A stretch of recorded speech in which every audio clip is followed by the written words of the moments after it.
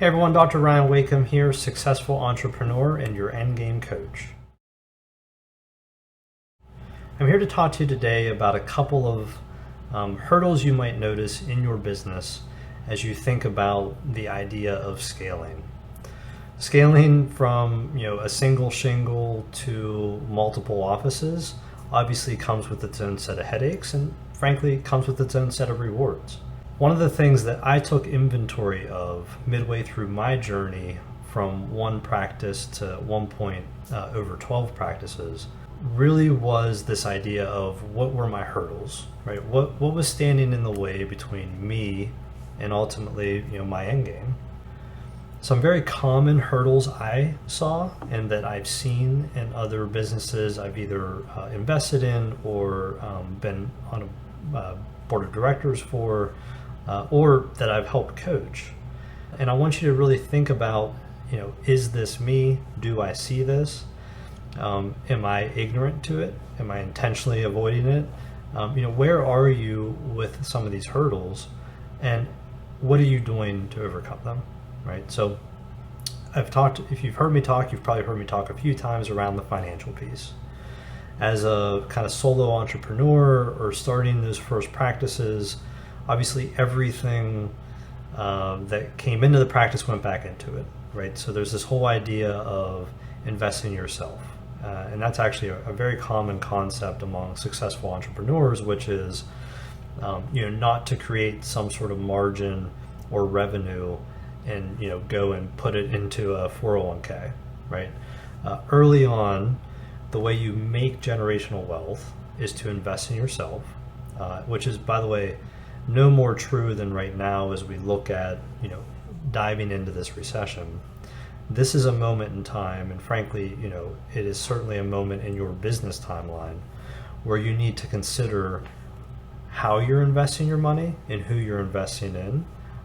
And again, you've probably heard me say it before, but those who invest in themselves and get their house in order now and show growth into and out of a recession are the ones that will ultimately be the winners at the end of the day. So, but this concept of how you invest your money as you start to create profits and who you're investing in.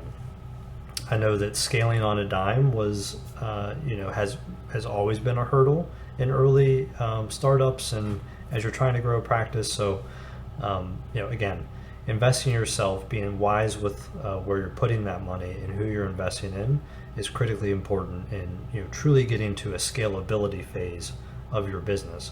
And that includes putting together budgets, it includes putting together pro formas that need to be benchmarked to targets and visions. If your goal is to grow 20% year on year, first of all, it's not a goal, it's just a wish unless you write it down and actually start working towards it. And number two, how are you tracking it, right? So again, you can have this audacious goal or this huge vision, and if you have no metrics, no measures, no cadence of follow-up in terms of how you're tracking towards that goal, then again, it's really just a hobby or a wish and not truly a vision or a goal. Another thing that comes up often as you think about scale, especially as you think about more than one office. However, even now, depending on what profession you're in, this idea of kind of hybrid work or work from home, separating the office staff and creating these different silos of workspace can obviously create cultural issues. I'm a big Tony believer. I did a lot of personal development and business development kind of under a network of his tutelage. And at the end of the day, there's nothing more true than the idea of culture will eat strategy for breakfast any day of the week. If you have a great team and a great core culture, in that office or in that set of offices, and you stand for culture and communication, there is a natural, the world of abundance, there is this natural force that will propel your business forward, because when the culture is great, the patients or the customers sense that, the team senses that, your retention goes up, your recruitment goes up, and your business becomes more profitable without executing a single document or agreement or vendor relationship or new service line. Just again, getting your own house in order and creating the culture and communication that you would strive for in any other situation is so critically important to scaling a business, because when you scale a business on a cracked foundation, when your culture is not there, you just start creating more expenses and more headaches and less profits. So getting your house in order, getting your foundation solid, and that starts with culture and communication, are critically important in developing kind of long-term scalability and eventually an end game that you can be proud of. Kind of the third thing I see pretty commonly, especially among small business owners and entrepreneurs, is the lack of what I would policy and procedure. Everything is a one-off decision. Every situation is unique. And when you think about running a business, especially if you're a provider of healthcare services or other services, and you're trying to be an owner operator, and every HR issue, every paycheck issue, every person issue is coming across your desk, it is so difficult to change those hats between being present for a patient and being able to care for them and their concerns, and the next moment have to deal with an HR issue, and the next moment have to deal with the water fountain's broken. And so having a common hymnal, having a playbook, having a manual, an SOP manual, something that says when X happens we do Y, and memorializing that into a document that is readily available and known to your team, is a lot of work on the front end, and frankly can cost a decent amount of money if you need to outsource it. But at the end of the day, having something that your team can refer to when things aren't exactly perfect saves you so much time and energy, so much heartache and headache, and creates such a better workplace environment for you and your team and the patients or patrons coming through, that it is critical. It's critically something that needs to be invested in sooner rather than later. Again, it's painful on the front end, but it pays itself off in dividends over time. A fourth thing I see very commonly, again, especially in the service provider industry, which tends to be fairly heavy in vendor relations. So, vendor relations could be your printer scanner company, your internet service. It could be your legal services, your financial control, kind of partial or part-time financial controller, CFO. Anything that you're paying money to and getting a service for would be considered a vendor relationship.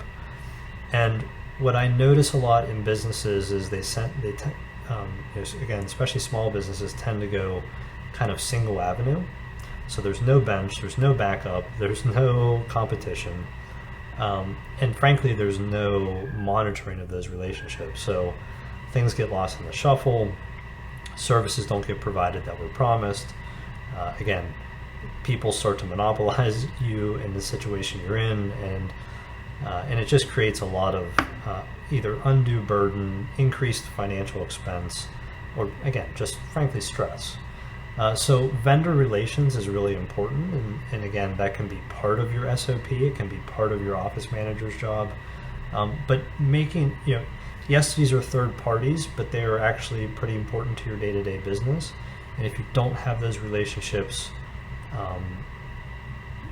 through stable communication and some sort of cadence of a checkpoint, they can become unruly and start to really take a lot of your time.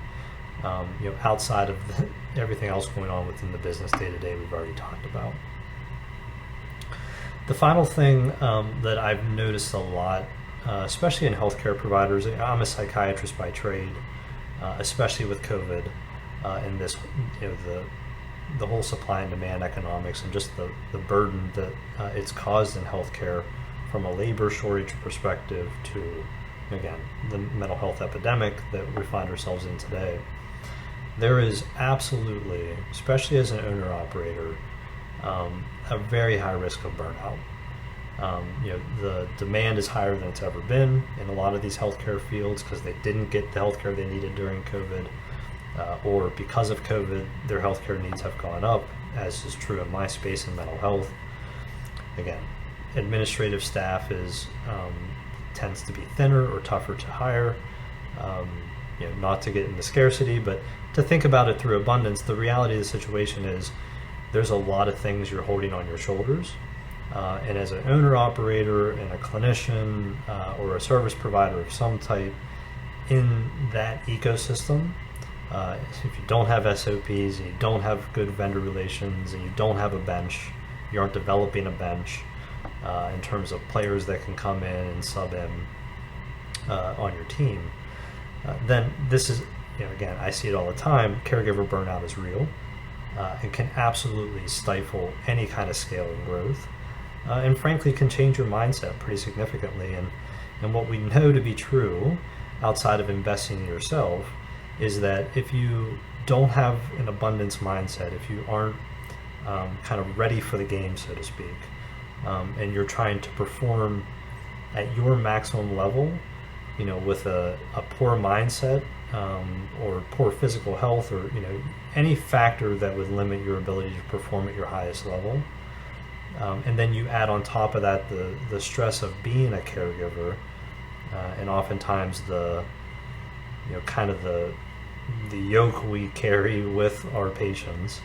Burnout is real, and it can absolutely impact your culture, your communication, your mindset, and then it becomes a vicious cycle or a never-ending doom loop, and things start, foundations crack, the house gets out of order, the culture suffers, and that just starts creating, again, more stresses, more headaches, less profitability, and frankly, less fun, less purpose.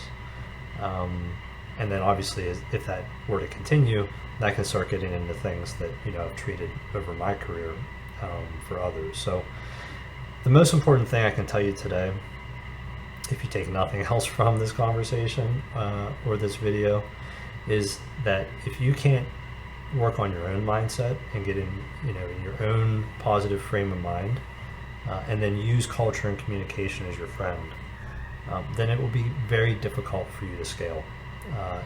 And frankly, it'll create an environment that others will notice, which can really negatively impact, regardless of what your end game goal is or may want to be. If you want to be successful, have purpose, feel fulfilled, getting your mindset right first thing in the morning, gut checks through the day is critically important. And I'm telling you that both as a coach and as a psychiatrist. So anyway, Dr. Ryan Wakim, successful entrepreneur and your end game coach. I'm here to teach you how to exist today, expand tomorrow, and create the ultimate end game of your desires. Talk to you soon.